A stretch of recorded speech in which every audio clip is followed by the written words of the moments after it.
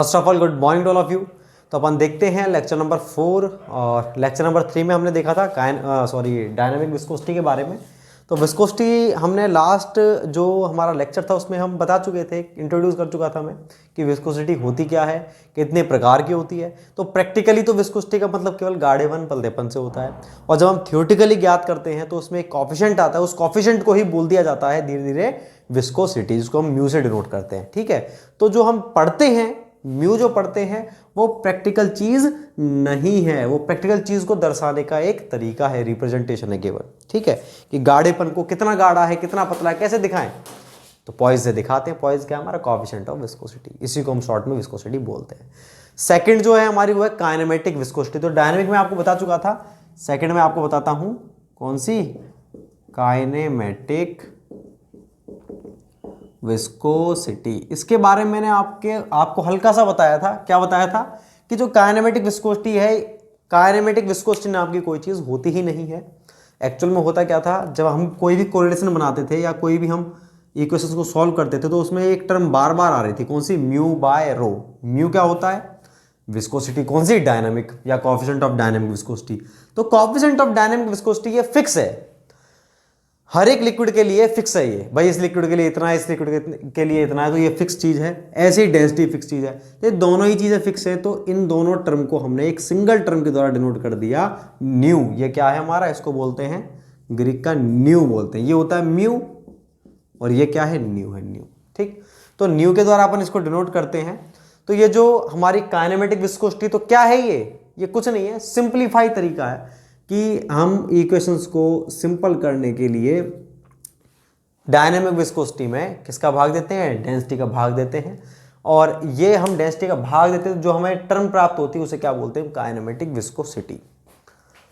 तो kinematic viscosity को kinematic क्यों बोला गया है, इसके आगे काइनेमेटिक वर्ड क्यों आया भैया, आप देखिए, मैं आपको दिखाऊंगा कि इसके अंदर आप देखो। आप चलो मैं इसकी यूनिट निकालता हूं, न्यू बराबर म्यू अपॉन रो। म्यू क्या होता है, ये होता है हमारा विस्कोसिटी, तो इसकी क्या होती है यूनिट, पास्कल सेकंड। मैंने आपको बताया था कैसे याद रखेंगे, न्यूटन पर ऐसे नहीं करेंगे, पास्कल सेकंड, इससे आप कभी गलती नहीं करोगे।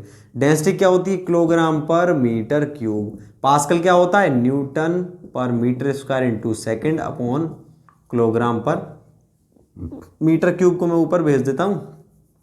ठीक है, अब आप देखिए, तो ये न्यूटन को मैं चेंज करूंगा, न्यूटन कैसे करोगे, F बराबर एम ए से kilogram meter per second square into second into meter cube upon में मीटर स्क्वायर, ये वाला मीटर स्क्वायर है ये, इंटू किलोग्राम। तो देखो भाई, ये मीटर स्क्वायर से मीटर स्क्वायर कैंसिल, यहाँ का 1 मीटर बचा, यहाँ का 1 मीटर बचा, तो मतलब मीटर स्क्वायर बच रहा है ऊपर। 1 सेकंड से सेकंड का ये कैंसिल, किलोग्राम से किलोग्राम कैंसिल, क्या बचा ऊपर, मीटर स्क्वायर पर सेकंड बचा। मतलब ये जो न्यू है इसकी यूनिट क्या आई, इसकी यूनिट आई मीटर स्क्वायर पर सेकंड। इससे आपको क्या समझ में आया, अगर मैं इसके डायमेंशन निकालता हूं m0L2T-1, कि भाई इसके अंदर मास नहीं है, m0 मास नहीं है। किसी चीज के पास मास नहीं है ना, तो मतलब उसके पास वेट ही नहीं है, क्योंकि वेट क्या होता है भाई, वेट होता है मास इनटू ग्रेविटेशनल एक्सेलरेशन। तो जब मास ही नहीं है, ये जीरो है, तो वेट भी जीरो हो गया। वेट नहीं है इसका मतलब उस चीज में फोर्स नहीं है। तो जिस चीज में फोर्स नहीं होता उसे बोलते हैं काइनेमेटिक्स, और जिसमें आप फोर्स को कंसीडर करते हो वो डायनामिक होता है। तो देखो, मैंने आपको ये चीज तो मैंने आपको डे फर्स्ट पहले ही चार्ट में बता दिया था कि फ्लूइड डायनामिक, फ्लूइड काइनेमेटिक्स, उसमें लिखा भी हुआ है मैंने साफ साफ कि इसमें फोर्सेज को कंसीडर करते हैं without considering forces, with considering forces. जिसमें फोर्स को कंसीडर नहीं करते उसे काइनेमेटिक्स बोलते हैं। इस टर्म के अंदर मतलब फोर्स नहीं आता है, मास नहीं आता है, तो फोर्स भी नहीं आता, तो फोर्स नहीं आता, इसलिए हम इसको काइनेमेटिक विस्कोसिटी बोलते हैं। तो काइनेमेटिक विस्कोसिटी आपको मोटा मोटा क्या समझ में आया कि भाई कुछ नहीं, डायनामिक विस्कोसिटी में मतलब सिंपली इक्वेशंस को सिंप्लीफाई करने के लिए, इक्वेशंस को, कैलकुलेशन को इजी करने के लिए हम डायनामिक विस्कोसिटी में डेंसिटी का भाग देते हैं और इसे एक टर्म के द्वारा दर्शाया जाता है। उस टर्म में क्या है, डायनामिक फोर्सेस इन्वॉल्व नहीं होते और इस टर्म को न्यू के नाम से जाना जाता है, मतलब काइनेमेटिक विस्कोसिटी के नाम से जाना जाता है। इतनी सी बात है बस। तो कोई आपसे पूछे कि प्रैक्टिकली काइनेमेटिक विस्कोसिटी होती है क्या, कुछ भी नहीं होती। प्रैक्टिकली होती नहीं है, केवल थ्योरेटिकल चीज़ चल रही है, ठीक है ना।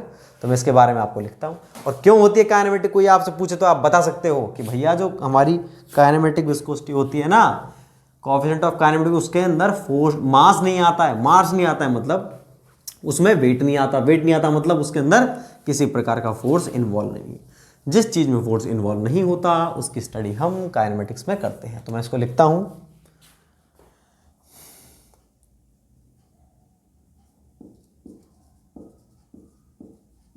मैथमेटिक कैलकुलेशन को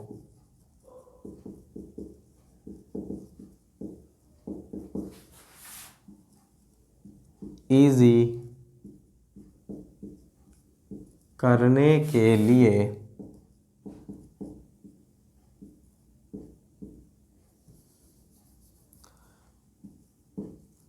डायनामिक विस्कोसिटी में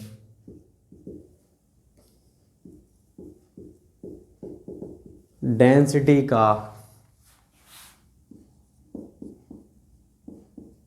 भाग दिया जाता है, वह इसे एक टर्म द्वारा दर्शाते हैं जिस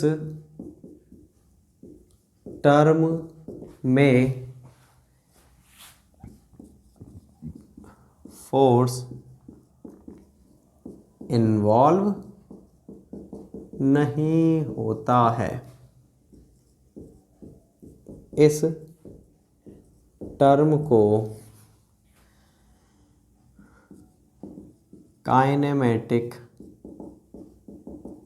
विस्कोसिटी कहते हैं। ठीक है भाई, अब मैं इसे लिखता हूँ, तो क्या डिनोट करते हैं इसको, लिख देता हूँ मैं इसे न्यू। देखो ऐसे होगा, ये तो स्ट्रेट है, ये थोड़ा सा बैंड, इसको मैं लिख देता हूँ ब्रैकेट में न्यू द्वारा डिनोट करते हैं। तो न्यू क्या होगा, म्यू बाय रो। ठीक है, ये होगी मेरी काइनेमेटिक विस्कोसिटी। अब मैं भाई इसका लिखता हूं यूनिट। तो वही अपने सबसे पहले एसआई, तो एसआई क्या कैसे निकालूंगा, देखो म्यू की क्या होती है, म्यू की होती है मेरी पास्कल सेकंड, मतलब Newton per meter square second, upon में डेंसिटी की किलोग्राम पर मीटर क्यूब। मैं इसको यहीं पे निकाल देता हूँ एसआई वाली, तो डायरेक्टली यहाँ पर शॉर्ट में लिख दूंगा। ठीक है, यहाँ लिख देता हूँ मैं newton per meter square into second upon में kilogram per meter cube. Newton क्या होती है, kilogram meter per second square into second upon meter square into kilogram per meter cube. ये वाला मीटर स्क्वायर, ये जो मीटर स्क्वायर है ये वाला है, क्या आ गया भाई, मीटर स्क्वायर पर सेकंड। ठीक है, तो इसकी यूनिट में अगर एसआई लिखूं तो एसआई यूनिट भी इसकी क्या हो जाएगी, मीटर स्क्वायर पर सेकंड। एमकेएस और एसआई दोनों एक ही हो जाएंगी, चाहे एसआई बोलो चाहे एमकेएस बोलो, क्योंकि इसमें फोर्स तो आ ही नहीं रहा, मीटर स्क्वायर पर सेकंड। और अगर इसकी सीजीएस बोलें तो सीजीएस होगी इसकी सेंटीमीटर स्क्वायर पर सेकंड।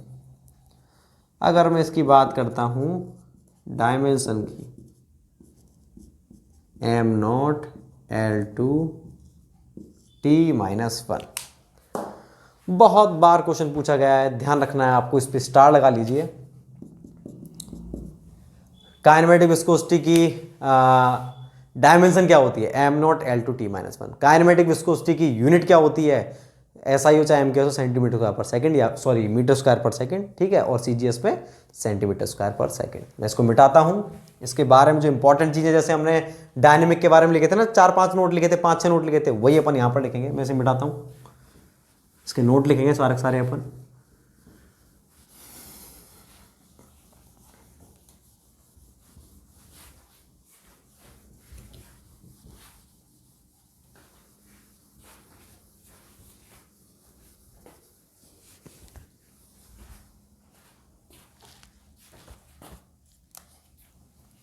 तो भाई नोट नंबर 1 क्या है अपना, ये है 1 सेंटीमीटर स्क्वायर पर सेकंड को बोला जाता है 1 स्ट्रोक। ठीक है भाई, तो 1 सेंटीमीटर स्क्वायर पर सेकंड को क्या बोलेंगे अपन, 1 स्ट्रोक बोलेंगे। जैसे वहां पर पॉइज था, ऐसे ही यहां पर क्या है, यहां पर आया हमारा स्ट्रोक। तो वो पॉइज भी हमारा CGS सिस्टम में था, ये भी हमारा CGS सिस्टम है। तो CGS सिस्टम में 1 सेंटीमीटर स्क्वायर पर सेकंड को 1 स्ट्रोक बोला जाता है। अब मैं रिलेशनशिप देखना चाहता हूं MKS और CGS पे कि भाई, तो MKS क्या होता है 1 मीटर स्क्वायर पर सेकंड। 1 मीटर स्क्वायर को आप सेंटीमीटर स्क्वायर में चेंज करो तो क्या करोगे, 100 का स्क्वायर सेंटीमीटर स्क्वायर पर सेकंड। 100 का स्क्वायर मतलब 10⁴ सेंटीमीटर स्क्वायर पर सेकंड।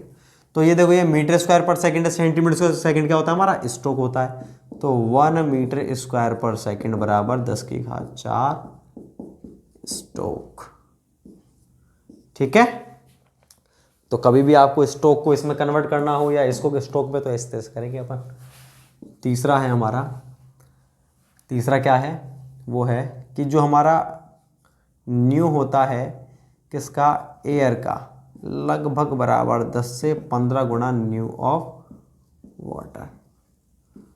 मतलब अब देखो, आप पहले हमने पढ़ा था कि पानी की जो डायनेमिक विस्कोसिटी होती है वो कितनी होती है, पानी की डायनेमिक विस्कोसिटी एयर के 50 से 55 गुना के बराबर होती है। एयर के 50 से 55 गुना के बराबर, यही तो पढ़ा था हमने, बिल्कुल सही पढ़ा था भैया। ये डायनेमिक विस्कोसिटी की बात हो रही थी। ये तो डायनेमिक किसकी ज़्यादा थी, पानी ज़्यादा गाढ़ा होता है, एयर तो बिल्कुल हल्की होती है, पतली होती है, पानी गाढ़ा होता है। और अगर बात करते हैं हम, अब देखो डायनेमिक क्या होती है, डायनेमिक निकालोगे तो इसमें आपको भाग देना पड़ेगा किसका, डेंसिटी ऑफ वाटर का, डेंसिटी ऑफ एयर का। जब आप इसमें डेंसिटी ऑफ वाटर का भाग दोगे तो म्यू बाय रो क्या हो गया, न्यू ऑफ वाटर, और ये क्या हो गया मेरा, mu air upon rho air, ये हो गया मेरा न्यू ऑफ एयर। आप सोचो डेंसिटी किसकी ज़्यादा है, ये किसकी ज़्यादा है, ये डेंसिटी ज़्यादा होती है पानी की। तो जब इसमें ज़्यादा का भाग जाएगा तो ये वाली वैल्यू कम आएगी, इसमें कम का भाग देंगे तो ज़्यादा आएगी। इसलिए एयर जो होती है, एयर की जो हमारी काइनेमेटिक है वो ज़्यादा होती है पानी से। पानी की डायनेमिक ज़्यादा होगी। भाई देखो ना, आप इसमें 1000 का भाग दोगे, इसमें दोगे 1.2 का भाग, में लिखवाया हुआ है डेंसिटी के बारे में। जब आप इसमें 1.2 का कम का भाग दोगे तो ये वाली वैल्यू ज़्यादा आएगी, मतलब ये ज़्यादा आएगी और ये वाली वैल्यू कम आएगी। तो ये ज़्यादा होता है और ये कम होता है। कितना ज़्यादा होता है, 10 से 15 गुना होता है पानी की। तो आपसे पूछा जाए कि डायनेमिक विस्कोसिटी, हमारे पानी की डायनेमिक विस्कोसिटी ज़्यादा होती है एयर की, तो भैया पानी की ज़्यादा होती है। आपसे पूछा जाए कि काइनेमेटिक विस्कोसिटी किसकी ज़्यादा होती है, पानी की या फिर एयर की, तब हम कहेंगे कि जो काइनेमेटिक विस्कोसिटी होती है वो हमारे एयर की ज़्यादा होती है। कितनी, 10 से 15 गुना। मैंने बता दिया आपको कैसे है ये, ठीक है ना। तो ये आपका तीसरा नोट है, आप इसको उतारो इन तीनों को। मैं अब आपको प्रेशर और टेम्परेचर का प्रभाव बताता हूँ इस पर, मैं इसे मिटाता हूँ। 5वां नोट, चौथा नोट बताने से पहले मैं आपको थोड़ा सा एक टेबल के रूप में बताऊंगा उसको, चाहे आप टेबल को नोट के बाद लिख लेना है कैसे भी। देखो, मैं आपको काइनेमेटिक, मैंने आपको डेंसिटी के बारे में पढ़ाया था, तब मैंने आपको बताया था कि लिक्विड की डेंसिटी पर प्रेशर का क्या प्रभाव पड़ता है, टेम्परेचर का क्या प्रभाव पड़ता है। ऐसे ही मैंने आपको बताया था गैस की डेंसिटी पर, गैस की डेंसिटी पर प्रेशर टेम्परेचर का क्या प्रभाव पड़ता है, ठीक है। ऐसे ही मैं अब आपको मैंने आपको बताया था डायनेमिक विस्कोसिटी पर गैस और लिक्विड की डायनेमिक विस्कोसिटी पर टेम्परेचर प्रेशर क्या प्रभाव पड़ता है। अब हम देखते हैं क्या कि काइनेमेटिक विस्कोसिटी पर टेम्परेचर और प्रेशर का क्या प्रभाव पड़ता है। तो आपको काइनेमेटिक अपने आप याद हो जाएगी अगर आपको किसके प्रभाव पता है, डेंसिटी और विस्कोसिटी के, दोनों के प्रभाव पढ़ चुके हो। तो आपको मालूम है न्यू कैसे आता है, म्यू बाय रो। तो आप केवल प्रेशर की वो देखो कि प्रेशर का प्रभाव क्या पड़ता है इस पे, विस्कोसिटी पे, प्रेशर का इस पर क्या प्रभाव पड़ता है, इन दोनों के प्रभाव को देखो, इसका प्रभाव अपने आप आ जाएगा। कैसे आ जाएगा, मैं टेबल बना के समझाता हूं आपको, 2 मिनट में याद कर लोगे आप, नहीं तो इनके कम से कम नहीं तो 8 स्टेटमेंट बनते हैं, याद करते करते परेशान हो जाओगे। तो मैं आपको ये टेबल के रूप में याद कराना चाहूंगा।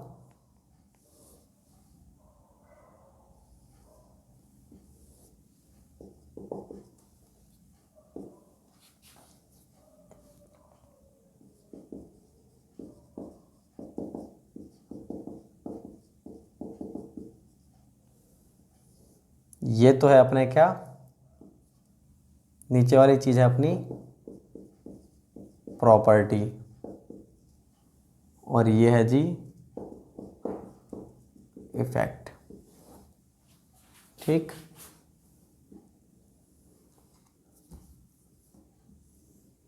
किस किस के इफेक्ट पड़ेंगे अपन, केवल 2 चीजों के, एक तो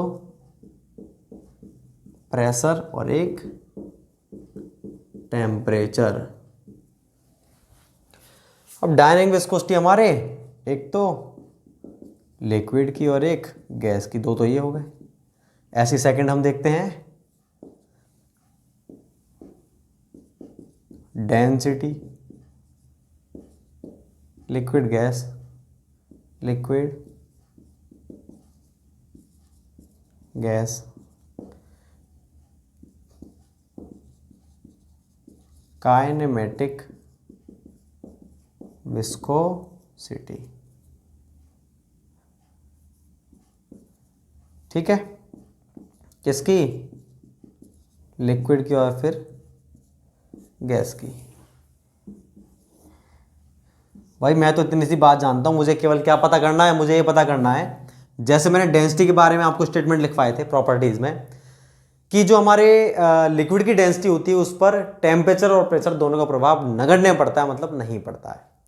ऐसे मैंने आपको गैस के बारे में बताया था कि गैस की डेंसिटी पर, उसको हमने P बराबर रो RT इक्वेशन से देखा था कि गैस की डेंसिटी प्रेशर बढ़ाने पर बढ़ती है क्योंकि समानुपाती है, टेम्परेचर नीचे आ जाएगा यहाँ पे, यहाँ से हटके, और गैस की डेंसिटी टेम्परेचर बढ़ाने पर घटती है। तो डेंसिटी पर टेम्परेचर प्रेशर दोनों के प्रभाव बताए थे। ऐसे ही मैंने आपको डायनेमिक विस्कोसिटी के बताए थे। अब मैं आपको बताना चाह रहा हूँ काइनेमेटिक के। तो काइनेमेटिक के अपन कैसे याद करेंगे, इसमें डायनेमिक विस्कोसिटी का जो प्रभाव है भाई, जो भी बढ़ रही है घट रही है, काइनेमेटिक क्या होता है हमारा, डायनेमिक अपॉन में डेंसिटी। इसलिए मैंने देखो किस क्रम में लिखा है, डायनेमिक फिर डेंसिटी, डायनेमिक अपॉन डेंसिटी बराबर काइनेमेटिक। तो अब देखते हैं अपन, इसलिए तो इन दोनों को मैं यहां पर लिखता हूं। तो आपको मालूम है इन दोनों का, तो पहले से ही इन दोनों का मालूम है। डायनेमिक विस्कोसिटी, लिक्विड की डायनेमिक विस्कोसिटी पर प्रेशर का क्या प्रभाव पड़ता है, कोई प्रभाव नहीं पड़ता। गैस की डायनेमिक विस्कोसिटी पर भी प्रेशर का प्रभाव नहीं पड़ता। मैंने लिखवाया हुआ है, देख लेना आप, जो मैंने डायनेमिक विस्कोसिटी लिखवाई उसमें नोट नंबर 5 है मेरा, ये देख लेना कि लिक्विड और गैस की डायनेमिक विस्कोसिटी पर प्रेशर का प्रभाव नहीं पड़ता, ये लिखवाया हुआ है। और मैंने टेम्परेचर का लिखवाया हुआ है, टेम्परेचर का मेरा लास्ट नोट है 6th, क्या लिखवाया हुआ है कि लिक्विड की जो डेंसिटी विस्कोसिटी होती है टेम्परेचर बढ़ाने पर घटती है, क्यों, बॉन्ड टूट जाते हैं, और गैस की बढ़ती है क्यों, क्योंकि रैंडम मूवमेंट ऑफ मॉलिक्यूल्स, ये मैंने लिखवाया हुआ है आपको। ठीक है, अब मैं डेंसिटी की बात करता हूं। तो लिक्विड की डेंसिटी प्रेशर बढ़ाने पर क्या होता है, कोई प्रभाव नहीं पड़ता, और लिक्विड की डेंसिटी पर टेम्परेचर का भी कोई प्रभाव नहीं पड़ता। लेकिन गैस की डेंसिटी पर प्रेशर का प्रभाव पड़ता है क्या, बिल्कुल पड़ता है। प्रेशर बढ़ाओगे तो डेंसिटी बढ़ेगी। तो ये मैं लिख देता हूं, प्रेशर बढ़ाने पर क्या होता है, टेम्परेचर बढ़ाने पर। तो ये आप कैसे समझोगे, देखो मैं केवल समझाने के लिए, कभी आप भूल जाओ, याद कराने के लिए टेबल बनाई है, अदरवाइज मैं आपको 1 2 3 4 5 6 7 8 9 10 11 12 स्टेटमेंट लिखवा देता, बिल्कुल तरीके समझ में आएगा।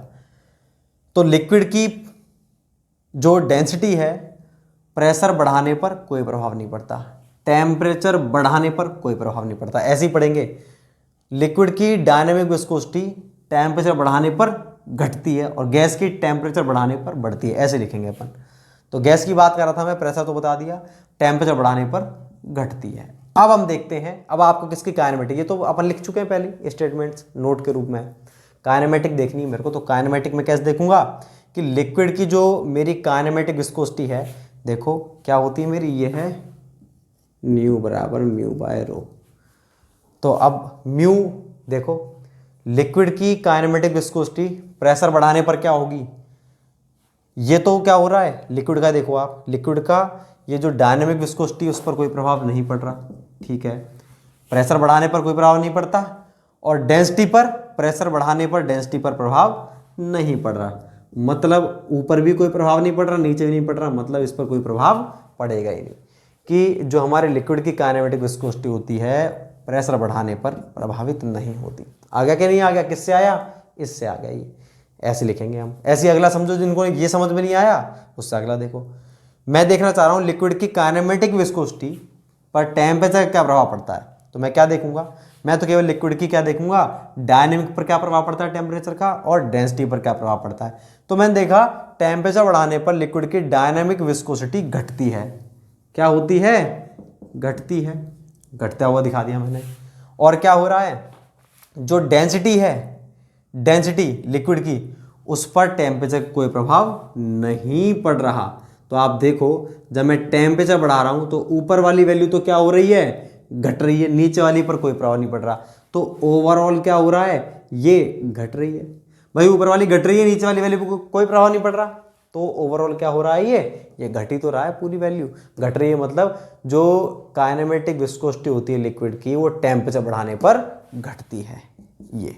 ये मैं आपको समझाना चाह रहा था। अगर मैं डायरेक्टली आपको स्टेटमेंट लिख देता आप समझ ही नहीं पाते। अब अपन देखते हैं गैस की, तो गैस का भी ऐसे देखेंगे। अब की बार अपन गैस का देखेंगे। प्रेशर बढ़ाने पर गैस की काइनेमेटिक विस्कोसिटी पर क्या प्रभाव पड़ता है, तो मैं देखता हूं प्रेशर बढ़ाने पर डायनेमिक पर क्या प्रभाव पड़ता है, कोई प्रभाव नहीं पड़ता। प्रेशर बढ़ाने पर गैस की डेंसिटी बढ़ती है। तो अब आप मुझे बताओ ऊपर वाली वैल्यू तो कांस्टेंट है, मतलब चेंज नहीं हो रहा, नीचे वाली बढ़ रही है, तो ये क्या होगा, घटेगा। क्या हो जाएगा भाई, घटेगा। जब इसमें कोई प्रभाव पड़ नहीं रहा, नीचे वाली वैल्यू का आप बढ़ाओगे तो ऊपर क्या होगा, 10 में आप अगर 2 का भाग दोगे तो 5 आएगा, और 5 का दोगे तो 2 आएगा, मतलब ज़्यादा का भाग देने पर घट रहा है, इसलिए मैंने इसको ये लिख दिया, ठीक है ना, ये लिख दिया। अब हम देखते हैं टेम्परेचर का। टेम्परेचर का थोड़ा सा इंटरेस्टिंग है, इसमें आप लोग अपना दिमाग भी लगाएंगे कि क्या लिखवाया है मैंने, क्यों लिखवाया है ऐसा।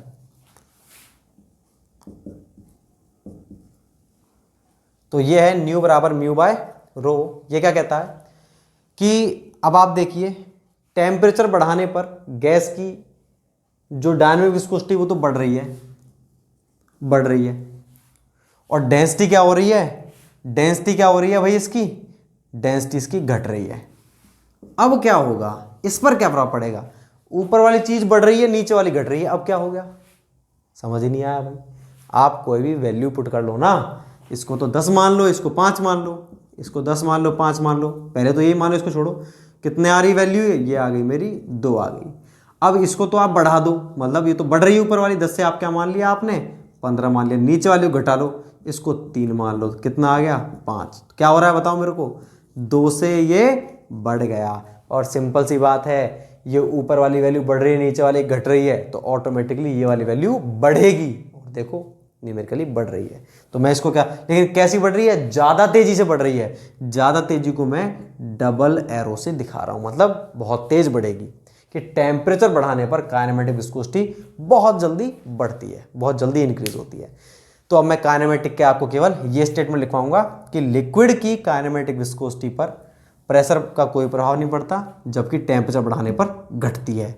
और गैस की काइनेमेटिक विस्कोसिटी प्रेशर बढ़ाने पर घटती है और टेम्परेचर बढ़ाने पर बढ़ती है। ये स्टेटमेंट अपन किस में लिखेंगे, देखो मैं बताऊं वैसे लिखना है। 3 नोट हो गए थे ना, चौथा नोट के रूप में ये स्टेटमेंट लिखेंगे, 5वें ग्रुप में ये, उसके बाद में आप टेबल बनाना, जिससे आपके नोट्स प्रॉपर बनेंगे। तो मैं आपको लिख देता हूं, जो आपके चौथे और 5वें नोट हैं वो मैं आपको साइड में लिख देता हूं, उन दोनों नोट के बाद में आप इसको लिखोगे। मैं यहां लिख देता हूं भाई चौथा नोट।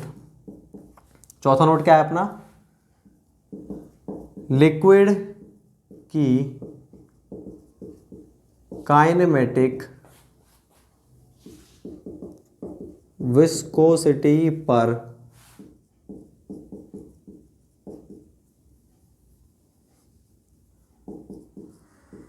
प्रेशर का प्रभाव नहीं पड़ता, वह यह टेम्परेचर बढ़ाने पर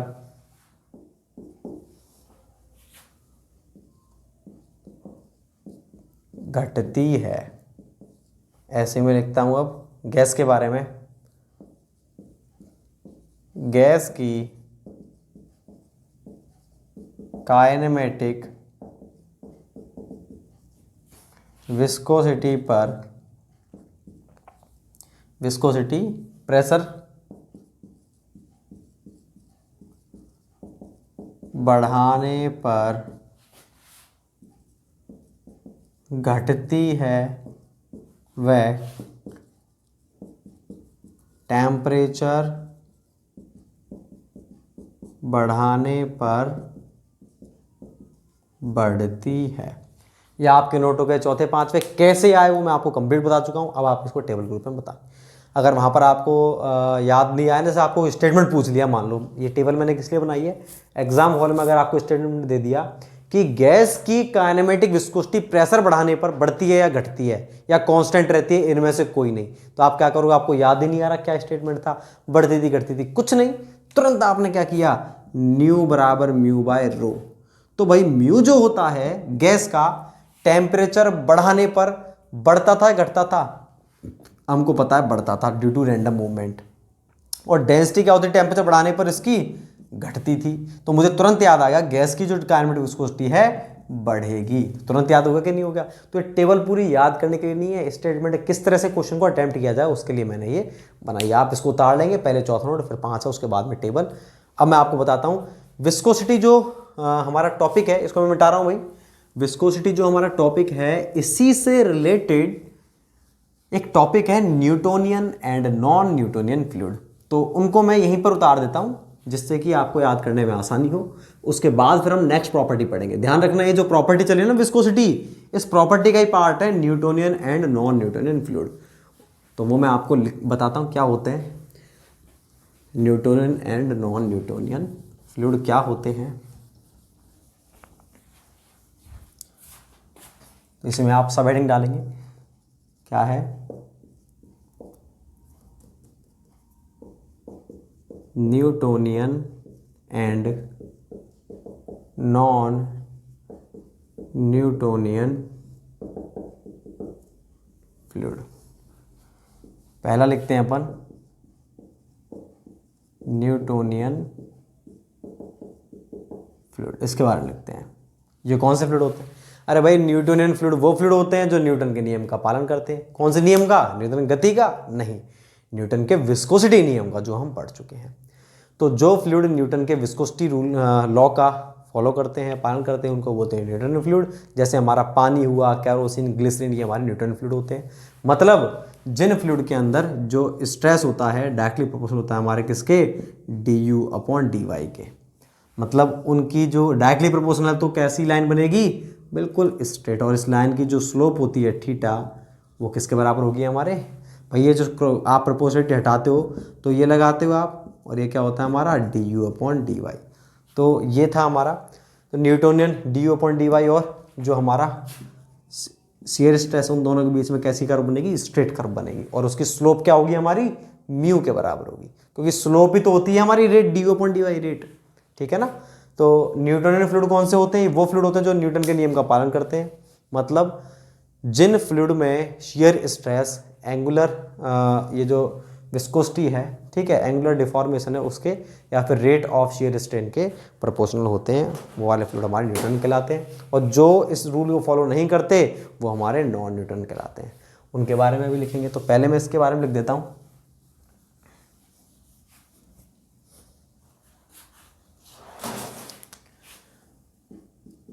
वो फ्लूइड जो न्यूटन के विस्कोसिटी नियम को फॉलो करते हैं उन्हें न्यूटोनियन फ्लूइड कहा जाता है। ठीक है भाई, उन्हें न्यूटोनियन फ्लूइड कहा जाता है। इन फ्लूइड में shear stress, rate of shear strain के समानुपाती होता है, जिससे इन दोनों के बीच बना ग्राफ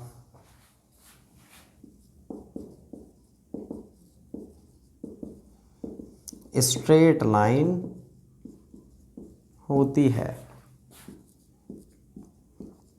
इसकी स्लोप म्यू के बराबर, मतलब इनके अंदर क्या होगा, इन वाले में टो समानुपाती डी अपॉन डी वाई, ये होता है इन फ्लूइड के अंदर। और इनका ग्राफ कैसा बनेगा, अगर हमें d you upon D y और टो के बीच में ग्राफ बनाओ तो स्ट्रेट कर्व बनेगा, और उसकी स्लोप क्या कहलाएगी हमारी, थीटा, वो म्यू के बराबर होगी। तो इतनी सी बात थी। ये थे हमारे कौन से, ये थे हमारे न्यूटोनियन फ्लूइड। और न्यूटन फ्लूइड का अगर एग्जांपल बताऊं मैं तो कौन कौन से होते हैं हमारे, वाटर, ग्लिसरीन, कैरोसिन इत्यादि। तो भाई ये थे हमारे न्यूटोनियन फ्लूइड। तो इनकी इक्वेशन अगर बोली जाए तो टो बराबर mu D you upon D y. तो इनकी इक्वेशन क्या होती है हमारी, टो बराबर mu D you upon D y. आप पढ़ चुके हो, यही तो होता है न्यूटन का नियम। अब मैं आपको बताऊँ नॉन न्यूटोनियन। नॉन न्यूटन मतलब जिनमें ये वाली इक्वेशन, जो मतलब जिन फ्लूइड में जो न्यूटन के नियम का पालन नहीं करते, मतलब जिनमें टो इसके सीधे समानुपाती नहीं है। सीधे समानुपाती नहीं है तो कर्व ऐसी नहीं बनेगी, टो और डी ओपन डी वाई के बीच में कर्व स्ट्रेट लाइन नहीं बनेगी। कैसी बनेगी, यहां से बनी है, देखो ये तो ओरिजिन से स्टार्ट थी, ये यहां से स्टार्ट है, या फिर ऐसी है कर्व, या फिर ऐसी है कर्व, या फिर ऊपर से कर्व कैसी है, ऐसी है, या ऊपर से ऐसी। इन पांचों में से कोई सी हो सकती है, लेकिन स्ट्रेट नहीं होगी। तो ये होते हैं हमारे नॉन न्यूटोनियन फ्लूइड। तो उनकी इक्वेशन कैसी होगी, उनकी इक्वेशन ये होगी कि टो बराबर mu D upon d Y. नहीं, वहां पर स्ट्रेट लाइन तो आएगी नहीं, तो ये तो आएगा ही नहीं। तो वहां पर जो इक्वेशन होती है क्या होती है, टो बराबर A D you upon D Y की होल पावर एन प्लस में बी। कुछ इस तरह की इक्वेशन बनती है। शियर स्ट्रेस और इनके बीच में ऐसी इक्वेशन बनती है।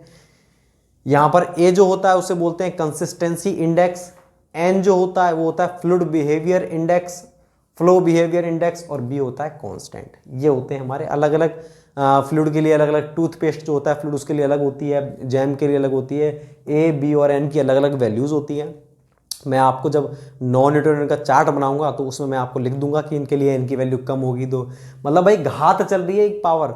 हो सकता है टो जो है डी ओपन डी वाई की स्क्वायर के समानुपाती, हो सकता है क्यूब के समानुपाती, हो सकता है यहाँ पे 2 से मल्टीप्लाई हो। तो ये तीनों एक तरह से कांस्टेंट होते हैं। तो कांस्टेंट है, कुछ भी हो, चाहे ए एन बी की कोई भी वैल्यू हो, कुल मिला के बात है वो वैल्यू ऐसी नहीं है, इसलिए कौन से वो नॉन न्यूटोनियन। मैं इसको मिटा देता हूं। अब मैं नॉन न्यूटोनियन के बारे में लिखता हूं।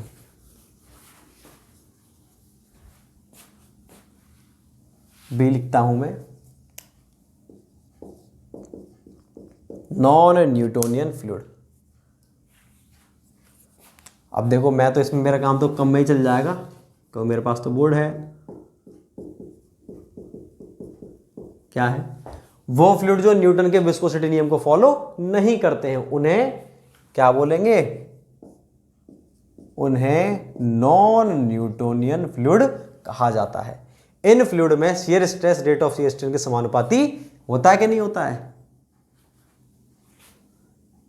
सीधा समानुपाती नहीं होता, सीधा समानुपाती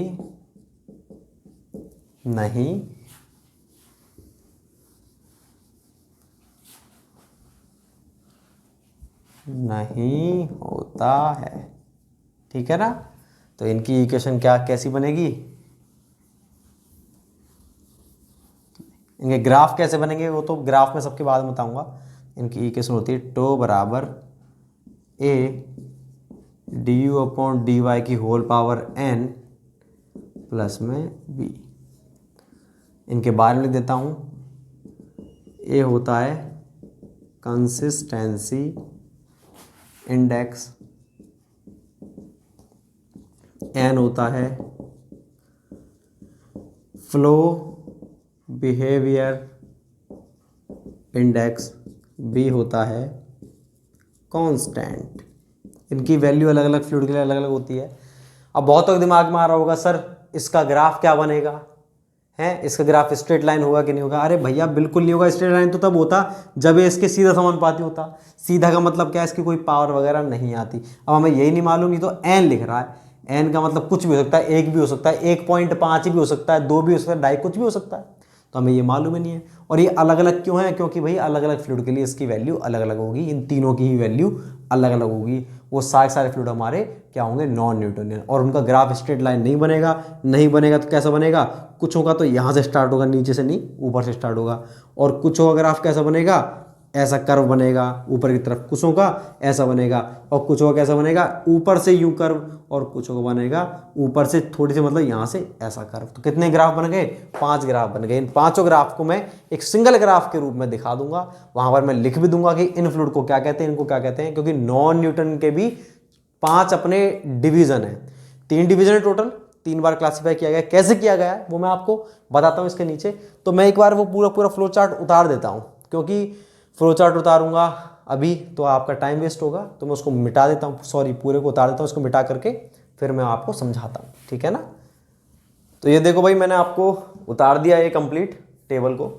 ये चार्ट है अपना, ये अपने नॉन न्यूटोनियन फ्लूइड के बारे में बताता है कंप्लीट, कि नॉन न्यूटोनियन फ्लूइड हमारे कौन कौन से होते हैं, कितने प्रकार के होते हैं, किन किन चीज़ों पर डिपेंड करते हैं। तो बेसिकली नॉन न्यूटन फ्लूइड जो होते हैं हमारे 2 ही डिवीजन होते हैं उसके, एक तो होता है फ्लो डिपेंडेंट फ्लूइड और दूसरा होता है टाइम डिपेंडेंट। ये तीसरा मैंने अपने आप बनाया है आपको बीच में, जिससे कि आपको याद करने में सुविधा हो, ठीक है ना। तो ये भी टाइप है, लेकिन ये स्ट्रेस डिपेंडेंट नाम की कोई चीज़ नहीं होती, किसी बुक में नहीं है, ये मैंने केवल याद करने के तरीके से मैंने आपको यहाँ पे लिखा हुआ है। तो देखो फ्लो डिपेंडेंट कौन से होते हैं, तो नॉन न्यूटन फ्लूइड के बारे में हम देख चुके थे, वो फ्लूइड जो न्यूटन के विस्कोसिटी नियम का पालन नहीं करते, मतलब जिनमें tau is equals to mu D you upon D Y नहीं होता, मतलब tau is equals to A D you upon D Y की पावर n प्लस में b होता है, वहां पर a n और b की अलग अलग वैल्यूज होती हैं। तो देखो फ्लो डिपेंडेंट जो होते हैं हमारे, ये कौन से होते हैं, ये वो नॉन न्यूटन फ्लूइड होते हैं जिनकी जो विस्कोसिटी होती है किस पर डिपेंड करती है, फ्लो पर डिपेंड करती है, ठीक है ना। विस्कोसिटी चेंजेस विद फ्लो, कि जैसे जैसे आप फ्लो होता जा रहा है उसका, वो बहता जा रहा है, उसकी विस्कोसिटी चेंज हो रही है। चेंज का मतलब या तो बहने के साथ साथ विस्कोसिटी बढ़ गई, मतलब वो बहता जा रहा है और गाढ़ा हो गया, या फिर वो बहने के साथ साथ वो विस्कोसिटी कम हो गई, मतलब पतला हो गया। जैसे कि अभी आपको एग्जाम्पल बताऊंगा मैं, तो विस्कोसिटी चेंजेस विद फ्लो, वो फ्लूइड जिनकी विस्कोसिटी फ्लो के साथ चेंज होती है कौन से कहलाते हैं हमारे, वो कहलाते हैं फ्लो डिपेंडेंट। ये 2 प्रकार के होते हैं, एक तो शिडियोप्लास्टिक और एक डायलेटेंट। भाई फ्लो के साथ अगर विस्कोसिटी या तो बढ़ेगी या फिर घटेगी, अगर फ्लो के साथ साथ विस्कोसिटी जो है घट रही है तब तो कहलाते हैं हमारे शिडियोप्लास्टिक, इनका दूसरा नाम है शियर थिनिंग।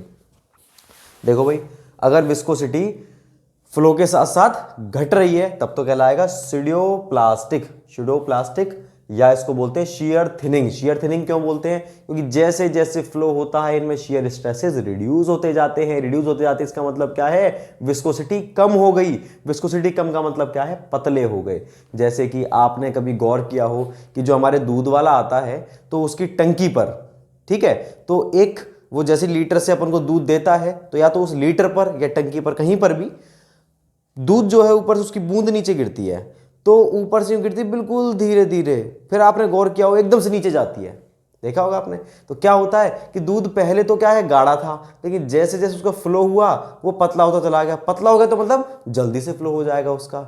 या फिर आपने देखा होगा ब्लड का, कहीं से भी अपने ब्लड निकलता है, मान लीजिए यहाँ से ब्लड निकला तो ब्लड की बूंद जो है बहुत गाढ़ी रहती है, तो यूं फ्लो होता है उसका, बहुत धीरे धीरे नीचे जाता है। लेकिन जैसे जैसे उसका फ्लो बढ़ता जाता है एकदम वो पतला हो जाता है और फ्लो तुरंत ब्लड नीचे निकल जाता है। मतलब क्या है, वो धीरे धीरे फ्लो के साथ में उसकी विस्कोसिटी चेंज हो रही है, और चेंज का मतलब क्या है, कम हो रही है। तो अगर तो उनमें शियर स्ट्रेसेस क्या है, कम होते चले जाते हैं, इसलिए अपन उसको बोलते हैं स्यूडोप्लास्टिक या फिर शियर थिनिंग। ये होते हैं हमारे शियर थिनिंग।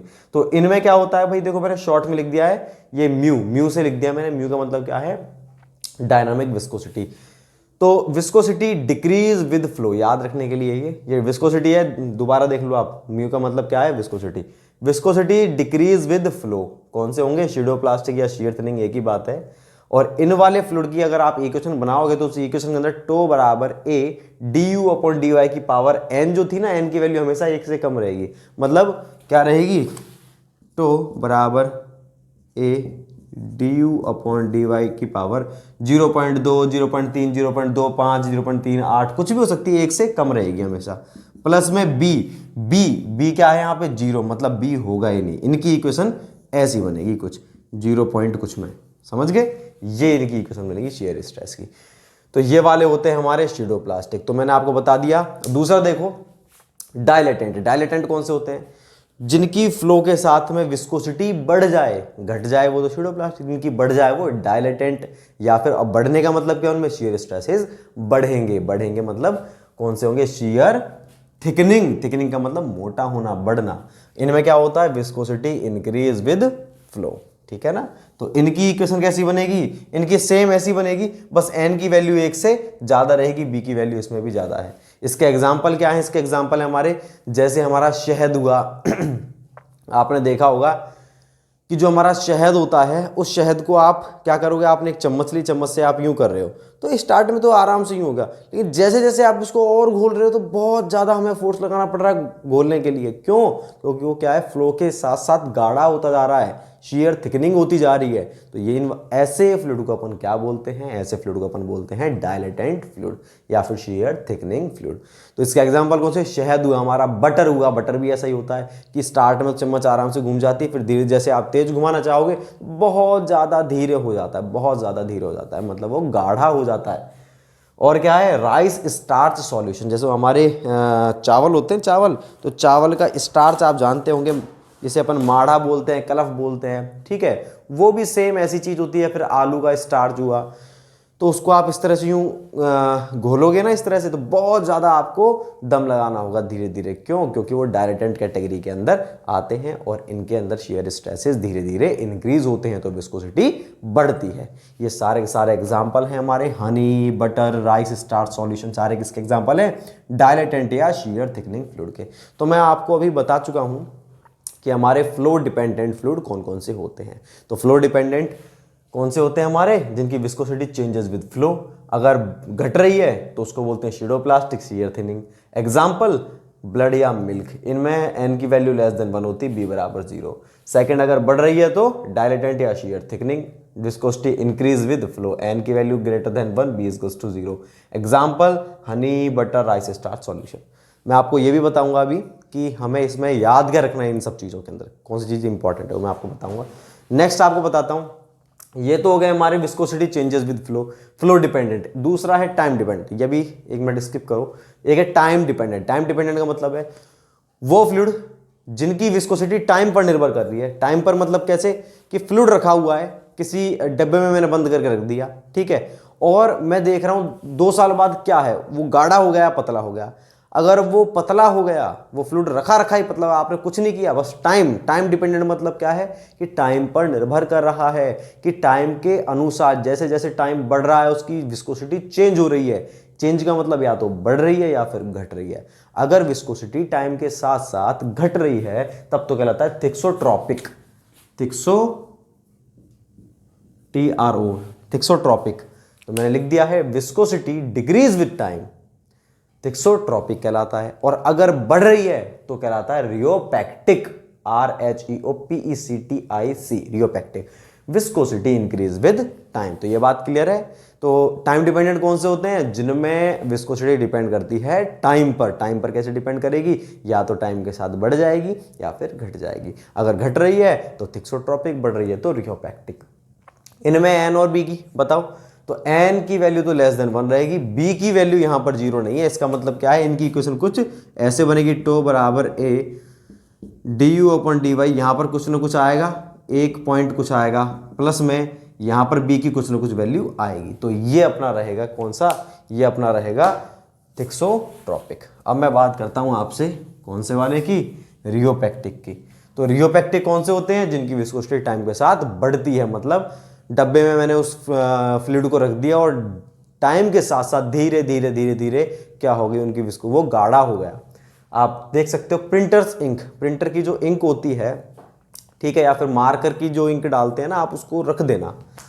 आप देखोगे 2 साल बाद, 3 साल बाद, 4 साल बाद, तो वो इंक जो है आपको पतली मिलेगी अपने आप ही। आपने कुछ नहीं किया, ना आपने पानी मिलाया ना कुछ किया, अपने आप उसकी इंक आपको पतली मिलेगी। तो कौन सी? वो प्रिंटर इंक इसका एग्जाम्पल है। इनेमल पेंट, इनेमल पेंट भी जो होते हैं हमारे, वो भी डिब्बा आप यूं कहीं रख दो। आप देखोगे पहले आप उसकी विस्कोसिटी चेक कर लेना, फिर बिल्कुल एयर टाइट करके आप उसको रख देना। रखने के बाद जब आप 5 साल बाद देखोगे या 2 साल बाद देखोगे, आपको बिल्कुल पतला मिलेगा वो। आप ऐसा नहीं कि ऊपर पानी आ गया नीचे गाढ़ापन, नहीं, पूरा ही पतला हो जाएगा रखा रखाई। ये इनकी प्रॉपर्टी होती है। तो ये कौन से? हमारे थिक्सोट्रोपिक। कईयों के माइंड में आ रहा होगा कि सर नहीं सर, हमने तो ऐसा देखा है कि हमने इस दिवाली पे जो हमारे घर में पेंट किया था खिड़की दरवाजों पे, और वो जो बच गया था हमने उसको बंद करके रख दिया, बंद करके रख दिया, और नेक्स्ट ईयर हमने देखा तो जमा मिला हमको। जमा मिले का मतलब क्या है? कि उसकी तो विस्कोसिटी सर बढ़ गई, हमको तो कैरोसिन मिला करके उसको पतला करना पड़ा, जबकि आप तो कह रहे हो कि सर ये पतला हो जाएगा रखे रखे। भाई मैंने एक वर्ड बोला था, एयर टाइट कंडीशन। अपन क्या करते हैं, उस ढक्कन को खोला, खूब यूज कर लिया, एयर आराम से जा रही है, फिर आपने उसको बंद भी ऐसे कर दिया। तो एयर की प्रेजेंस में क्या है, उसके मॉलिक्यूल्स धीरे धीरे धीरे धीरे बॉन्ड बनाते हैं और क्या हो जाता है, वो गाढ़ा हो जाता है। लेकिन मैंने बात करी कि आपने केवल डब्बा लिया, उसका सैंपल पहले से ले चुके हो आप, वो एज इट इज रखा हुआ है, तो उसकी विस्कोसिटी एयर टाइट कंडीशन में अपने आप चेंज हो जाएगी और वो पतला हो जाएगा। सॉस का भी यही सीन होता है। सॉस आप नई की नई बोतल खरीद के लेके आओ, कई बार ऐसा आपने पाउच में देखा होगा, तो आप पाउच ला करके आप इसको देख भी सकते हो। आप रख देना अलमीरा में, ठीक है, उस पाउच को खोलना मत, 1-2 रुपए के जो आते हैं खोलना मत, आप बस ऐसे ही पिचका के देख लेना। या फिर ऐसा कर लेना, 2 पाउच लेके आना, एक पाउच को आप खोल करके देख लेना वो कितना पतला है या कैसा है, ठीक है, और एक पाउच को रखे रहने दो सेम कंपनी के। आप उस पाउच को, दूसरे पाउच को 1 साल बाद या 1.5 साल बाद आप देखना, टाइम के साथ में उसकी जो विस्कोसिटी, पतलापन, गाढ़ापन चेंज हो जाएगा, वो पतला हो जाएगा अपने आप, देख लेना एयर टाइट कंडीशन के अंदर। तो वो किसका एग्जाम्पल है? हमारा थिक्सोट्रोपिक फ्लूइड का एग्जाम्पल है। इनमें n लेस देन 1 होता है। रियोपैक्टिक, विस्कोसिटी बढ़ती है, क्या करें? जिप्सम और वाटर को आप घोल करके रख दो, ठीक है, बस रख दिया आपने देखा थोड़े टाइम बाद, वो तो दिनों में फर्क आता था, 2 दिन बाद देखा, 3 दिन बाद देखा, गाढ़ा हो गया अपने आप, रखा रखाई। तो वो कौन सी कैटेगरी का है? रियोपैक्टिक का।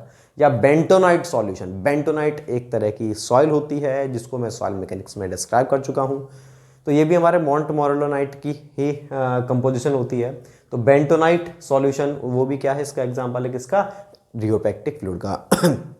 इनके देखो मैं आप, अब एक बच गया ये वाला बीच वाला, तो ये वाला क्लियर है आपको? टाइम डिपेंडेंट ये होता है जो टाइम पर डिपेंड करती है विस्कोसिटी। ये तो स्ट्रेस डिपेंडेंट, ये मैंने क्रिएट किया है, इसका जनरली बस डायरेक्टली है बिंगम प्लास्टिक या आइडियल प्लास्टिक। तो देखो ये कौन से होते हैं हमारे? ये वो फ्लूइड होते हैं जो फ्लो तो करेंगे लेकिन कुछ स्ट्रेस लगाने के बाद, ऐसे फ्लो नहीं करेंगे। मतलब ना तो ये सॉलिड है, भाई सॉलिड तो क्या है मेरे पास, ये मारकर सॉलिड है, मैं इसको यूं फेंकूंगा, ये फ्लो थोड़ी कर रहा है, ये फ्लो थोड़ी कर रहा है, ये तो रन कर रहा है, तो भाग रहा है, तो मैंने फेंक दिया, मूव कर रहा है, ये फ्लो नहीं कर रहा। फ्लो का मतलब होता है बहना, पार्टिकल्स को लेकर के बहना, बिना किसी कांस्टेंट शेप के, वो होता है फ्लो करना। तो ये वो फ्लूइड होते हैं जिनको फ्लो करने के लिए थोड़ा सा स्ट्रेस लगाना पड़े, धक्का देना पड़े, उसके बाद ही आगे चलेंगे, ऐसे नहीं चलेंगे। पानी है, इस बोतल में पानी भरा हुआ है, मान लो मैंने यूं किया, आपने धक्का दिया पानी को, यूं करने के बाद में फिर आप यूं धक्का दे रहे हो, फिर पानी आगे बढ़ रहा है, नहीं, बस यूं किया, पानी अपने आप चला गया। तेल भरा हुआ है, आपने डब्बा यूं नीचे गिराया, अपने आप चला गया तेल।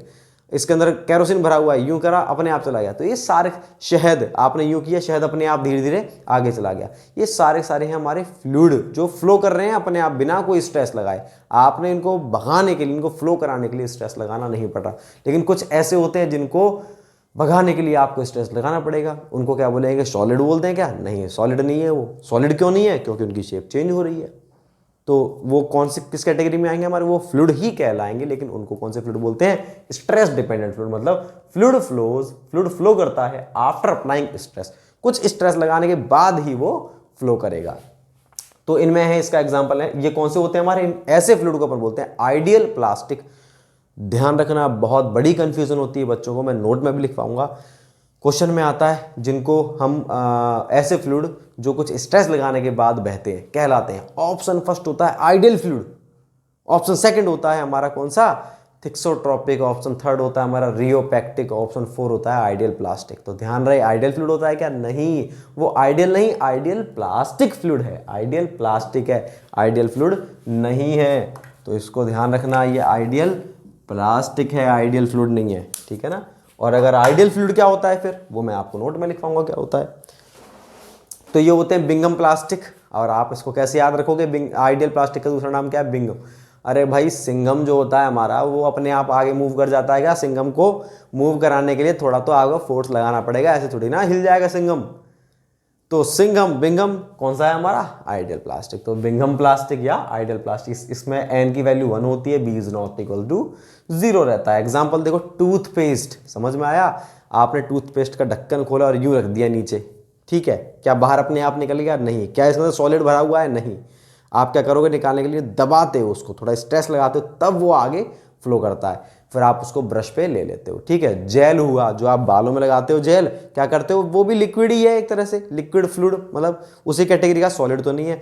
तो आप उसको लेना होता तो आप ऐसे लेते हो। क्रीम हुई कोई सी भी, उसको भी ऐसे दबा के बाहर निकालते हो। जो भी कॉस्मेटिक आइटम है, सारे के सारे आइटम, क्रीम हुई, ठीक है, जेल हुआ, और ये सारी की सारी चीज़ें, और कोई ट्यूब हुई, वो सारी की सारी चीज़ें किस कैटेगरी के? एग्जांपल हमारे बिंगम प्लास्टिक या आइडियल प्लास्टिक के। टूथपेस्ट हुआ, जेल हुआ, कॉस्मेटिक, क्रीम, जैम, जेली, सारी चीज़ किसके एग्जांपल है? हमारे दैनिक जीवन से रिलेटेड जितने भी फ्लूइड हैं लगभग, वो सारे किस कैटेगरी के? हमारे बिंगम प्लास्टिक या फिर आइडियल प्लास्टिक फ्लूइड। तो इन सबको आपको याद रखना है, 5 तरह के हो गए लगभग। अब देखो, अब मैं आपको ये बताता हूँ इनमें से कौन सी चीज़ याद रखने की है, कौन सी चीज़ याद रखने की नहीं है। देखो, पहली चीज़, फ्लो डिपेंडेंट कौन कौन से होते हैं? एक होता है स्यूडोप्लास्टिक और दूसरा होता है हमारा डायलेटेंट। ये ध्यान रखना है। स्यूडोप्लास्टिक को दूसरा नाम क्या है? शियर थिनिंग या शियर थिकनिंग? शियर थिनिंग, और इसका shear thickening. Viscosity decrease with flow, viscosity increase with flow. आपको ये चीज़ याद नहीं रखनी कि एन की वैल्यूज़ किस में क्या रहती है, ये ध्यान नहीं रखना। बाकी आपको कैटेगरी ध्यान रखनी है कि इन निम्न में से कौन सा टाइम डिपेंडेंट फ्लूइड है, ऐसे आ गया। और ऑप्शन में क्या होंगे? Pseudoplastic, dilatant, Bingham plastic, thixotropic. इन चारों में टाइम डिपेंडेंट कौन सा है? थिक्सोट्रोपिक। या फिर आपको रियोपैक्टिक दे दिया। आपसे पूछ रहे फ्लो डिपेंडेंट कौन सा है? ऑप्शन कौन से होंगे? 1, 2, 3 और चौथा ये। तो ये वाला क्या है? Flow dependent. पूछ लिया स्ट्रेस डिपेंडेंट कौन सा है? 1, 2, 3 चौथा ये। तो ये होता है। ऐसे क्वेश्चन पूछे जाते हैं। और कैसे क्वेश्चन पूछ जाएंगे? Toothpaste is an example of. Toothpaste किसका एग्जाम्पल है? तो आएगा उसमें आइडियल प्लास्टिक, थिक्सोट्रोपिक, रियोपैक्टिक या ये। तो किसका एग्जाम्पल है? आइडियल प्लास्टिक का। ऐसे क्वेश्चंस आएंगे आपके, बात क्लियर है। और एग्जाम्पल से क्वेश्चंस बहुत आते हैं, एग्जाम्पल से और एक विस्कोसिटी से, दो चीजों से, कि टाइम के साथ विस्कोसिटी बढ़ रही है तो कहलाएगा हमारा रियोपैक्टिक। टाइम के साथ विस्कोसिटी घट रही है तो ये। फ्लो के साथ विस्कोसिटी घट रही है तो क्या कहलाएगा हमारा? कौन सा कहलाएगा? स्यूडोप्लास्टिक या शियर थिनिंग। ऐसे क्वेश्चन आते हैं। मैंने आपको बताया था इससे जस्ट पहले, न्यूटोनियन फ्लूइड के अंदर उनका जो ग्राफ है वो कैसा बनता है? न्यूटोनियन फ्लूइड का ग्राफ ऐसा बनता है साहब, ऐसा बनता है बिल्कुल स्ट्रेट। तो du/dy और टो के बीच में ऐसा ग्राफ बनता है। इसकी स्लोप हमारी म्यू के बराबर होती है। यही तो होता था। इन सब के ग्राफ अगर बनाए टो और du/dy के बीच में, तो सबके अलग अलग ग्राफ बनते हैं, सभी के अलग अलग ग्राफ बनते हैं। अगर मैं स्यूडोप्लास्टिक के लिए बनाता हूँ तो स्यूडोप्लास्टिक के लिए कैसा बनेगा हमारा? वो बनेगा ऐसा। और अगर मैं डायलेटेंट के लिए बनाता हूँ तो बनेगा ऐसी कर्व बनेगी। किसके बीच में? टो और du/dy के बीच में। अगर मैं इसके लिए बनाता हूँ तो एक कर्व ऐसी बनेगी। अगर मैं टाइम डिपेंडेंट में थिक्सोट्रोपिक के लिए बनाता हूँ तो कर्व ऐसी बनेगी, और रियोपैक्टिक के लिए कर्व ऐसी बनेगी। तो ये इसकी अलग अलग कर्व बनती हैं सबकी। तो मैं आपको क्या करूँगा, मैं इन सभी को केवल एक के अंदर एक ही कर्व में बना दूंगा, आपको यहाँ बनाने की जरूरत नहीं है। बनाना चाहो तो बना भी लो। देखो ये ओरिजिन से स्टार्ट हो रहा है और कैसा है, इस तरह से, मतलब कॉन्वेक्स देखा जाए तो ये कॉन्वेक्स है, कॉन्वेक्स अपवर्ड डायरेक्शन में, कॉन्वेक्स मतलब उत्तल है। देखो ये यहीं से स्टार्ट हो रहा है उत्तल, ये यहीं से स्टार्ट हो रहा है लेकिन अवतल है। ये यहीं से स्टार्ट नहीं हो रहा, कुछ दूरी से स्टार्ट हो रहा है। क्यों, इस वाले में देखो b क्या है, b की वैल्यू 0 है, मतलब यहीं से स्टार्ट होगा। इसमें b की वैल्यू 0 नहीं है, थोड़ी सी ऊंचाई से स्टार्ट होगा, मतलब ये जो है ना, ये वाली वैल्यू, ये यहाँ से यहाँ तक डिस्टेंस, ये b के बराबर होती है। b 0 तो है नहीं, 0 नहीं है, कुछ ना कुछ वैल्यू होगी, 0.1 0.1 0.2 1 2 3, जो भी वैल्यू वो b है, वहाँ से स्टार्ट होकर के ये स्ट्रेट है। बात क्लियर है। यहीं से स्ट्रेट नहीं है, ये यहीं से स्ट्रेट अगर होता, अगर ये यहीं से स्ट्रेट होता तो कौन सा कहलाता हमारा, ये न्यूटोनियन फ्लूइड। लेकिन ये कुछ दूरी से स्ट्रेट है, तो ये कौन सा, न्यूटोनियन नहीं है, ये है हमारा बिंगम प्लास्टिक या आइडल प्लास्टिक। देखो ये वाला जो है, इसमें भी 0 नहीं है, इसलिए कहाँ से स्टार्ट हो रहे हैं, कुछ डिस्टेंस से स्टार्ट हो रहे हैं। एक तो ये कुछ डिस्टेंस से स्टार्ट हो रहे हैं, दूसरी बात स्ट्रेट नहीं कैसे हैं, कॉन्वेक्स अपवर्ड, इसकी तरह। तो इन दोनों में क्या अंतर है, इन दोनों में अंतर है b का, इसमें b 0 है, इसमें b 0 नहीं है, देख लो आप। इसलिए कुछ ऊंचाई से स्टार्ट हो रहे हैं, और ये क्या है, ऊंचाई से स्टार्ट होगा, लेकिन ये कैसा है, तो ये देखो सेम है, ये वाला और ये वाला सेम है, ये वाला और ये वाला सेम है, बस अंतर क्या है, b का। तो b 0 नहीं है, इसलिए थोड़ी ऊंचाई से स्टार्ट होंगे। तो इन पांचों को मैं एक ही ग्राफ में बना दूंगा, न्यूटन को भी एक ग्राफ बना दूंगा। तो ये आपको समझ में आ गया होगा, बहुत इंपॉर्टेंट टॉपिक था, इससे क्वेश्चंस बहुत ज़्यादा बनते हैं। मैं इसको मिटाता हूँ अब, और उस एक सिंगल कर्व को बना देता हूँ, जिससे आपको याद रखने में आसानी हो। मैं इसे मिटाता हूँ भाई।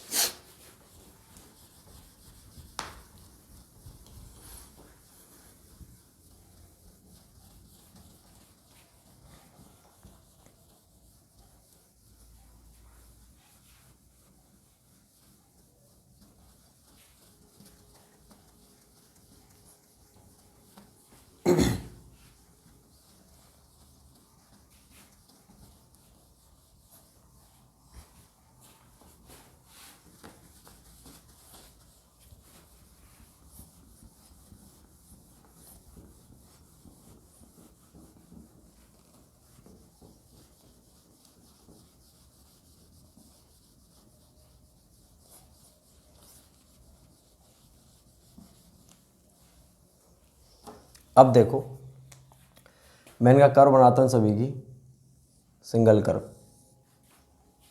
किस किस के बीच में, du/dy, और ये है हमारा टो, और ये है हमारा du/dy। तो भैया ये कर्व स्ट्रेट होती है, किसके लिए होती है स्ट्रेट, ये कर्व स्ट्रेट होती है हमारे किसके लिए, यही लिख देता हूँ, इन कर्व के ऊपर लिख देता हूँ, थोड़ा सा बड़ा बनाना पड़ेगा जिससे सबके नाम आ जाएं।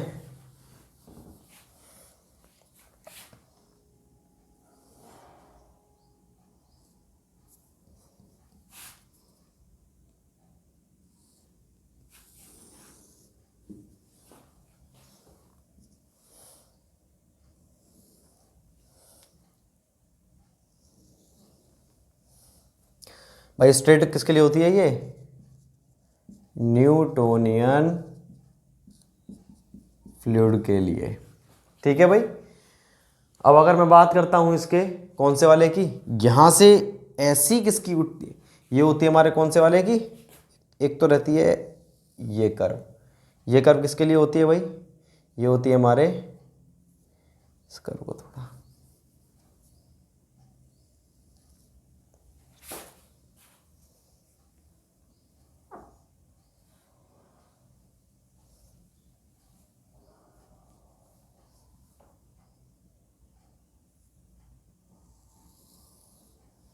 भाई देखो ये है ना, ये ऐसे कर्व है और ये वाली ऐसे, अपनी कॉपी में सही से बनाना, कभी आप ये भी स्ट्रेट समझो। ये हमारी किसकी, स्यूडो प्लास्टिक या shear थिनिंग, और ये किसकी है, डायलेटेंट या shear थिकनिंग। अब ये तो इनमें बी तो जीरो था, अगर ये कुछ डिस्टेंस से स्टार्ट होती है तो ये डिस्टेंस क्या है हमारी, इस डिस्टेंस को बोलते हैं हम बी। यहाँ से स्टार्ट होकर के ये बिल्कुल स्ट्रेट है तो ये कहलाएगा हमारा आइडियल या आइडियल प्लास्टिक।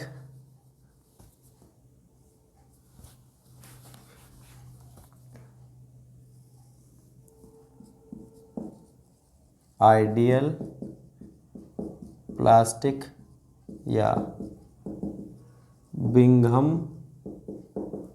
प्लास्टिक। अगर ये अपवर्ड है तो कहलाएगा थिक्सोट्रॉपिक, डाउनवर्ड ऐसे है तो रियोपैक्टिक। ठीक है भाई, तो 6 के 6 आ गए न्यूटोनियन, बाकी सारे नॉन न्यूटोनियन।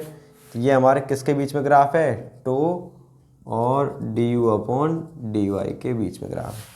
टो और D you upon D Y के बीच में ग्राफ है अपना।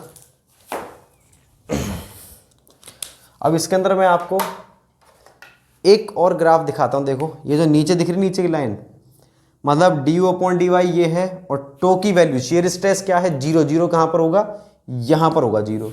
यहां जीरो होगा तो इन दोनों के बीच में ग्राफ कैसा बनेगा, ऐसा ही बनेगा ग्राफ। तो अगर मैं ये दिखाऊं ना, ये वाली लाइन देखो, ये ग्रीन लाइन हॉरिजॉन्टल, इस लाइन के ऊपर यही है, तो इसके अंदर क्या है हमारा, टो बराबर जीरो है।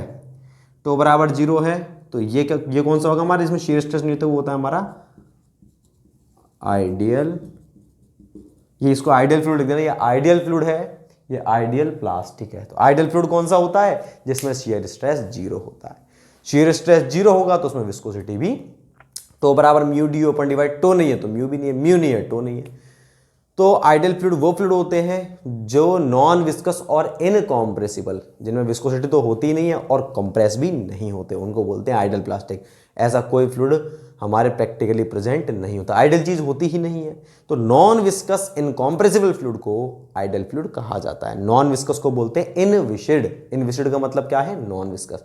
तो नॉन विस्कस है, इसका मतलब उसमें शेयर स्ट्रेसेस नहीं होते, विस्कोसिटी नहीं होती, फ्रिक्शनलेस होते हैं हमारे, ठीक है ना। तो ये वाली जो कर्व है हमारी, ये किसकी होगी, आइडियल फ्लूइड की। तो देखो 7 हो गए, thixotropic, ideal plastic, rheopectic, pseudoplastic, Newtonian fluid, dilatant और आइडियल फ्लूइड। अब मैं इनकी एन की वैल्यूज यहां लिख देता हूं। ये देखो n इज लेस देन 1 और b is not equal to 0। इसकी n is greater than 1, b is not equal to 0। इसके लिए n इज इक्वल टू 1 और b is not equal to 0। और इनके लिए क्या होगी, n is less than 1, b is equal to 0। और इसके लिए n is greater than 1, b is equal to 0। इसमें तो n और b और ये होता ही नहीं है, n भी 0, n की वैल्यू क्या होती है 1, mu D you upon D Y होता है ना। a की वैल्यू तो म्यू के बराबर होगी, b की वैल्यू 0 हो गई, n की वैल्यू 1 हो गई। तो ये सारे होते हैं हमारे क्या, पूरा कंप्लीट ग्राफ है। आप इसको उतार लो जिससे आपको याद रखने में सुविधा हो। अब मैं नोट लिखवाता हूँ आपको, 3-4 नोट। एक तो कौन सा कि आइडियल फ्लूइड कौन सा होता है, ठीक है, रियल फ्लूइड कौन सा होता है, विस्कोप्लास्टिक फ्लूइड कौन सा होता है, और रियोलॉजी क्या होता है, वो मैं आपको नोट में लिखवाता हूँ। मैं इसे मिटा रहा हूँ।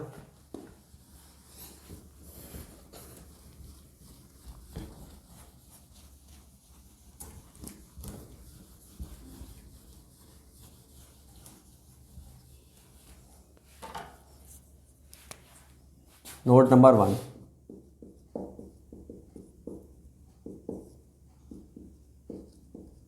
आइडियल फ्लूइड कौन सा होता है भाई,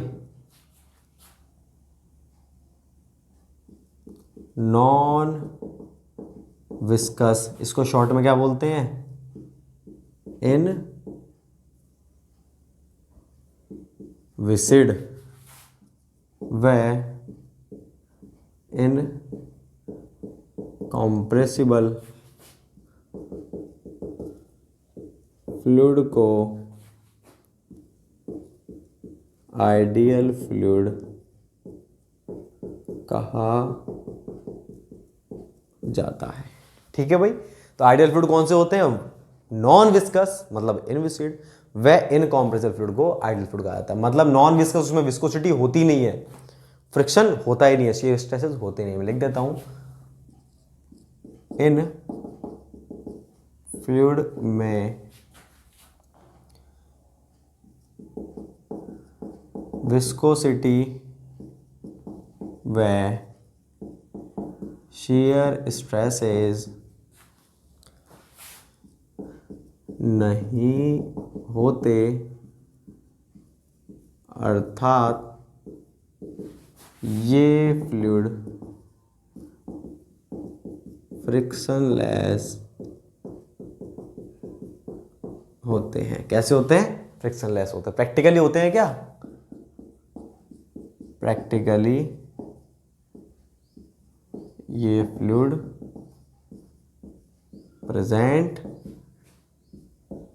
नहीं होते हैं। दूसरा हम देखते हैं रियल फ्लूइड कौन से होते हैं। तो भाई जो हमारे प्रैक्टिकल फ्लूइड है सारे रियल फ्लूइड है, मतलब उनमें विस्कोसिटी भी होती है और कॉम्प्रेसिबल भी होते हैं। विस्कस व कॉम्प्रेसिबल फ्लूइड को रियल फ्लूइड कहा जाता है।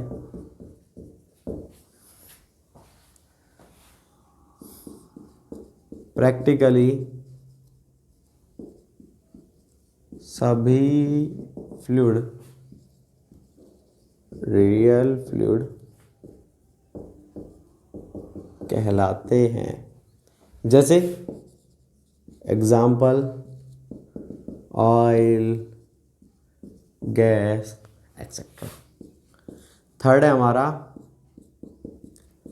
Visco plastic fluid. ये क्या होता है इसको बता देता हूं पहले। भाई ये वो फ्लूइड होते हैं हमारे जिनमें थोड़ी बहुत सॉलिड की प्रॉपर्टी भी होती है। जैसे मॉल्टन रबर, पिघली हुई रबर। पिघली हुई रबर, रबर का टायर होता है, आप उसको जला दो, जल रहा है तो देखो पिघल रहा है वो, तो आपको फ्लूइड लगेगा। कौन सा वाला? Bingham plastic. इसको फोर्स देने पर बहने लग जाएगा, टूथपेस्ट की तरह हो जाता है वो। जब वो सूख जाएगा तो आप उसके ऊपर कूद भी सकते हो, चढ़ भी सकते हो, आप उसको बिल्कुल गोला बना करके फेंक भी सकते हो। सॉलिड की तरह काम करेगा, है तो फ्लूइड लेकिन सॉलिड की तरह काम कर रहा है। थोड़ी बहुत सॉलिड की प्रॉपर्टी होती है, ऐसे फ्लूइड को बोलते हैं विस्को प्लास्टिक फ्लूइड। ठीक है ना। ये वो फ्लूइड होते हैं जिनमें सॉलिड की प्रॉपर्टी होती है। एग्जाम्पल मॉल्टन रबर, पिघली हुई रबर। लास्ट जो नोट है हमारा वो है रियोलॉजी। पूछे जाते हैं क्वेश्चंस, इसलिए मैंने इन सबको नोट में लिखवा दिया। रियोलॉजी ये क्या है? लॉजी का मतलब होता है लॉजिक, मतलब ये अपना ग्रीक का वर्ड होता है, इसका मतलब है स्टडी। तो ये शाखा, ये साइंस की या फिर फ्लूइड मैकेनिक्स की वो ब्रांच है जिस ब्रांच के तहत अपन क्या करते हैं? नॉन न्यूटोनियन फ्लूइड की स्टडी करते हैं। मतलब रियोलॉजी वो ब्रांच है फ्लूइड मैकेनिक्स की जिसमें हम केवल और केवल नॉन न्यूटोनियन फ्लूइड की स्टडी करते हैं, उसे बोलते हैं अपन रियोलॉजी। तो रियोलॉजी क्या है? ये फ्लूइड मैकेनिक्स की वो ब्रांच है जिसमें नॉन न्यूटोनियन फ्लूइड की स्टडी की जाती है। ठीक है, तो ये हमारी होती है रियोलॉजी। तो इस तरह से अपनी ये जो प्रॉपर्टी थी विस्कोसिटी वो कंप्लीट हो चुकी है। उससे रिलेटेड एक टॉपिक था हमारा न्यूटोनियन नॉन न्यूटोनियन फ्लूइड, वो भी मैं कंप्लीट करा चुका हूँ। अब अपनी जो नेक्स्ट प्रॉपर्टी होगी वो होगी सरफेस टेंशन, और उससे नेक्स्ट लास्ट प्रॉपर्टी होगी हमारी कैपिलरिटी।